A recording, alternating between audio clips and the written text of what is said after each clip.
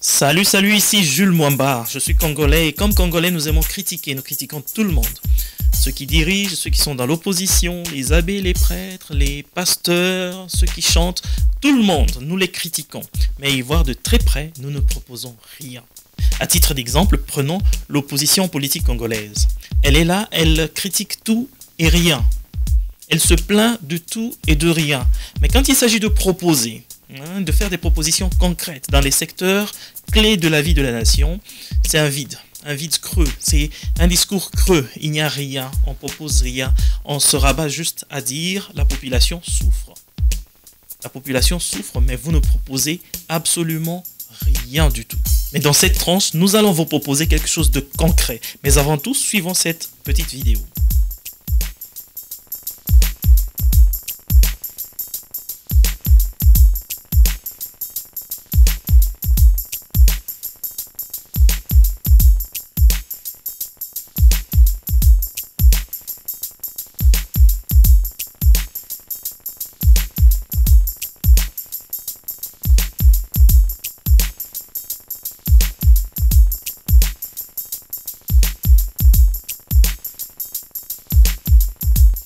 J'ai choisi cette petite vidéo parce que je la trouve magnifique. Elle est pleine de leçons, pleine d'enseignements. Voilà, c'est cette vidéo qui va me servir de colonne vertébrale. Et nous n'allons pas parler de politique politicienne aujourd'hui. Nous allons parler d'une autre politique qui peut changer les choses plus concrètement. Il s'agit donc de comment nous, comme peuple, société, communauté congolaise, au Congo comme ailleurs, pouvons nous organiser pour améliorer notre vécu ou la qualité de notre vie, notamment sur le plan financier. Comment nous pouvons faire l'argent. Entre nous, comme frères unis, comment nous pouvons faire pour gagner de l'argent. Mais avant, il faut qu'on parle d'une chose. Dans la communauté congolaise, partout au monde, on a des problèmes vraiment sérieux. Moi, j'ai détecté ces problèmes en observant les autres communautés. Prenons par exemple les Chinois qui vivent aux États-Unis. Ils sont venus eux aussi comme immigrés. Mais tant qu'ils n'ont pas caillou, tant qu'ils n'ont travaillé, jamais, en tout cas personnellement, je n'ai jamais travaillé avec un Chinois ici aux États-Unis. Pourtant, ils sont très nombreux. Très nombreux. Mais pourquoi ils ne travaillent pas là où nous travaillons? Pourquoi on ne travaille pas ensemble avec eux? Est-ce qu'ils sont chômeurs? Non. Ils travaillent et même beaucoup. Et ils font beaucoup d'argent. Alors, comment ils font l'organisation? Ils sont organisés. Un autre exemple, pour ceux qui vivent aux États-Unis, regardez bien les gens qui viennent de Bangladesh, Inde et d'autres pays de la région. On a travaillé certes avec certains d'entre eux, mais si vous regardez bien là où vous habitez, ils deviennent majoritaires, ils deviennent propriétaires. Ils achètent des maisons. Comment ils font? Puisqu'ils ont travaillé, nous avons travaillé avec eux. Mais comment ils font pour acheter de maisons? Alors que nos frères et sœurs restent toujours locataires. Comment ils font l'organisation? N'allons pas loin, prenons les Nigérians. Ils sont aussi très organisés et évoluent très bien dans la production des vidéos par exemple. Et ils travaillent en équipe et nombreux sont à Hollywood actuellement. Nous aussi, il faut compter les gens, les Congolais qui sont à Hollywood. En tout cas, moi je n'en connais pas 5. Vous pouvez, mais moi, en tout cas, je n'en connais pas 5. Pourtant, personnellement, j'ai approché beaucoup de mes frères et sœurs pour unir nos forces et proposer quelque chose de consistant. C'est-à-dire des projets, on achète des maisons, on les retape, parce que bon, je connais faire ça. Je pourrais, partager ma petite connaissance, quelqu'un d'autre qui a une autre connaissance, on met ensemble, on fait quelque chose. On propose quelque chose, on crée comme des petites entreprises. J'ai tenté ça. Moi, personnellement, j'ai tenté ça. Et ce n'est resté que des discours dans l'histoire. On n'a jamais su commencer quoi que ce soit. Pourquoi? Pourquoi on n'a jamais su passer à l'acte? On fait des réunions, mais jamais passer à l'acte. Tout le baga bien aébélé, mais au finish, on ne fait rien. Et au finish, on reste toujours dans Bakayo Nabiso, Tozalaka Nango depuis 10 ans. Toujours travaillé Karanaba Warehouse. Et Bakayo, ça nous amortit physiquement et mentalement. Et vous allez voir des gens en train de rouler dans l'autoroute il fait l'accident. Oh non, tel frère, telle soeur, akufi na autoroute, na accident. Pourquoi? Pour alalaki na volant. Ou bien il s'est réveillé ou elle s'est réveillée comme ça, à piquer crise. Pourquoi? Parce que stress et l'équipe est belé, on est appelé à travailler pour des gens. Mais on n'arrive pas à nous unir. Nous n'arrivons pas à nous unir pour créer entreprise Penabiso Moko. Non, on n'arrive pas. Voilà, je ne vais pas faire la poésie de l'échec ou de la négativité parce que dans ce tableau si sombre, dans ce désert, il y a quand même un oasis. Il y a un groupe de Congolais qui se sont réunis, qui se sont mis ensemble depuis 2017 et ils ont réussi à créer de petites entreprises qui fonctionnent très bien aux États-Unis et qui sont dans la bonne direction. Alors, l'un des membres de ce cartel est avec moi dans ce studio. Il va se présenter tout seul et on va discuter après. Oh, merci Jules. Je suis très content d'être enfin dans le studio. Nous avons parlé à distance longtemps. Cette fois-ci, j'ai décidé de venir en personne dans le studio Positive Vibe. Des Congolais d'ici et d'ailleurs. Je suis très content. Merci de me recevoir dans ton studio, chez toi, dans ta maison. Je suis très content. Et les habitués de cette émission me connaissent très bien. Donc, encore une fois, je m'appelle Rex Mwamba. Je vis en Iowa où je travaille dans une compagnie qui s'occupe des réfugiés. J'ai deux petites compagnies, donc le small business comme on dit ici. Nous sommes en train de nous battre avec nos frères congolais qui sont là-bas et on espère que ça va aller pour le mieux. Alors Mr. Rex, nous sommes très heureux de vous avoir dans ce studio avec nous.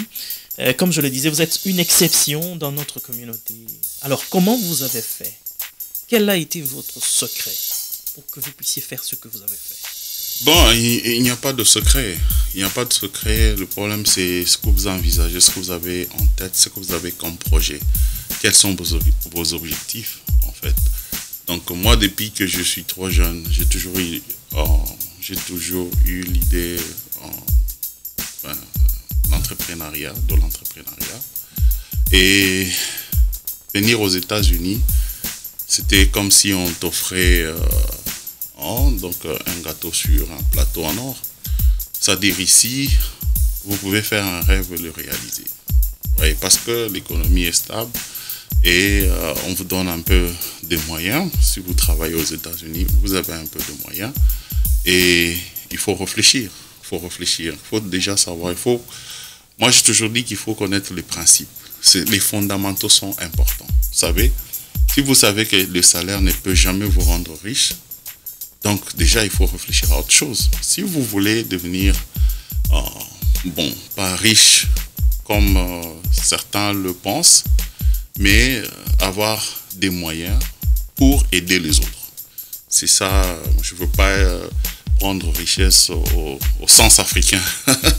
C'est-à-dire quelqu'un qui va avoir tous les moyens, qui va avoir plus de moyens que les autres, mais c'est celui qui a des moyens pour pouvoir améliorer la vie des autres. Voilà, donc c'est un peu comme ça comment je réfléchis. Bon, alors aux États-Unis, ça n'a pas été facile. Moi, je me suis dit qu'il fallait le faire en groupe parce que, au fond,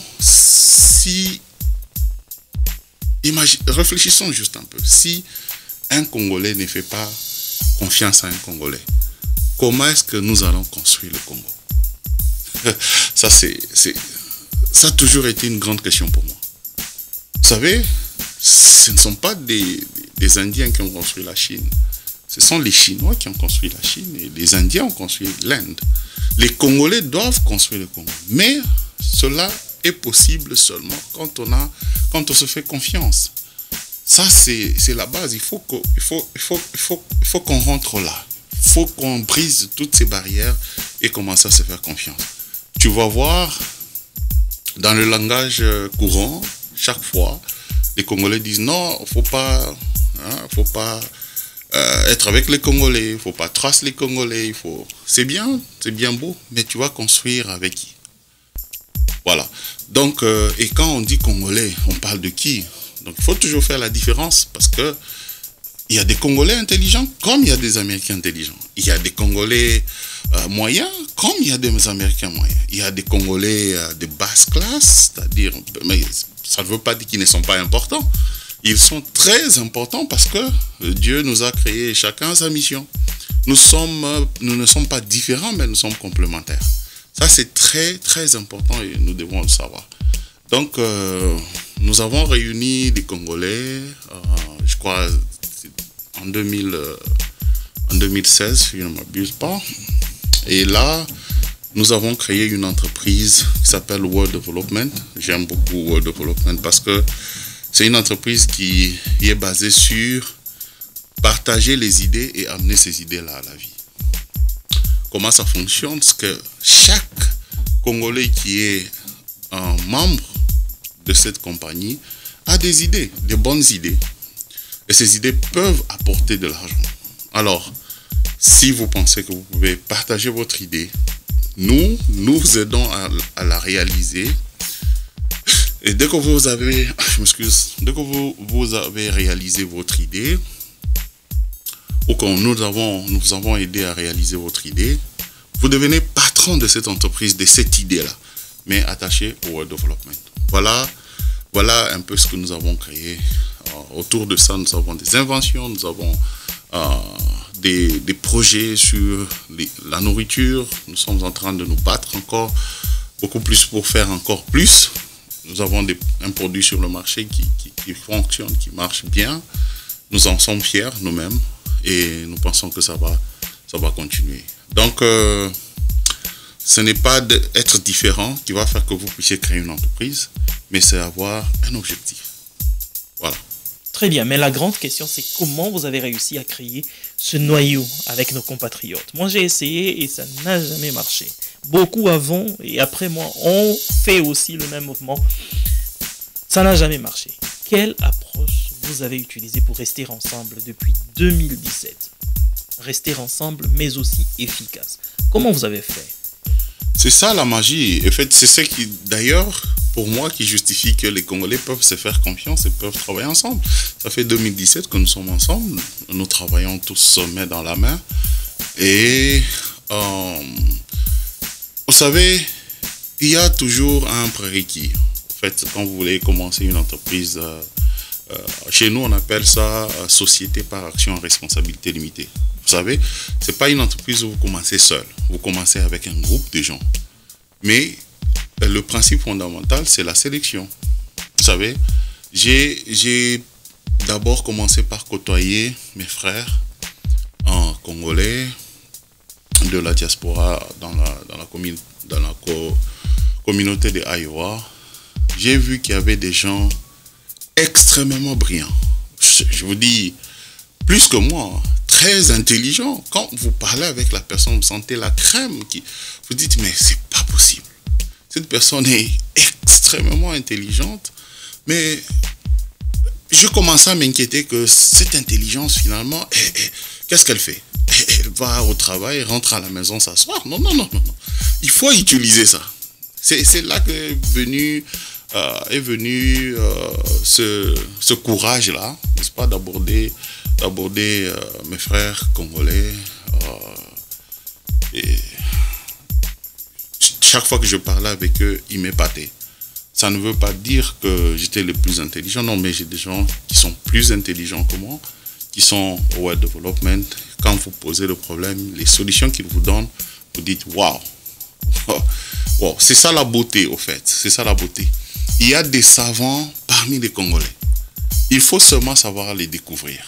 Vous savez, moi, je ne suis pas d'avis où les gens disent que les Congolais sont ceci, les Congolais sont cela.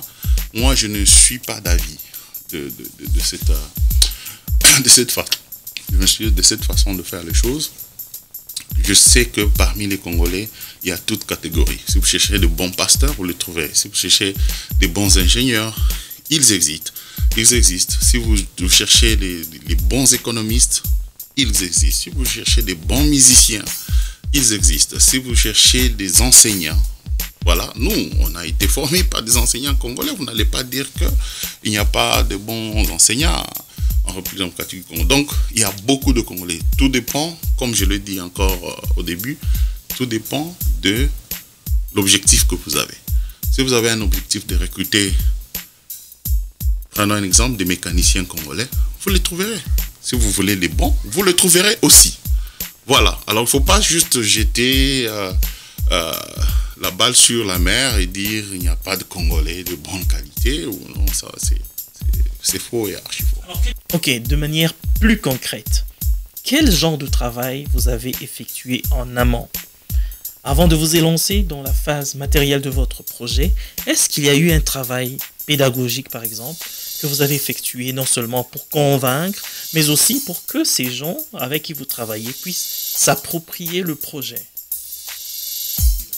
Bien sûr, bien sûr. Donc après que j'ai côtoyé beaucoup de gens que je connaissais, des gens bien, j'ai convoqué la première réunion. Et à cette réunion-là, on avait discuté d'une théorie que nous avons nommée World Development Theory. C'est une théorie, je pourrais peut-être l'expliquer dans une des émissions.